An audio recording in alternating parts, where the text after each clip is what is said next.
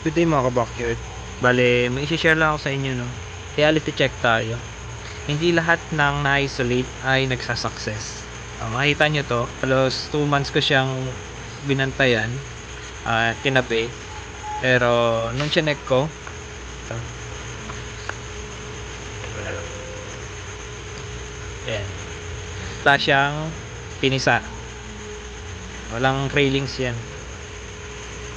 Kaya importante na every 2 weeks na-check talaga sila para hindi sayang paghihintay nyo, no? Kasi may mga nakapila rin na buried na pwede nyo pang ilagay dito sa isolation box. Bale, yan yung mga hindi pinapakita ng mga successful, yung mga kanilang mga failed mold, mga failed akala nyo napapanood nyo, puro success lang. So hindi, marami rin talaga na namamatay, marami rin mga hindi nakakaitlog, and maraming nahulugan ng itlog.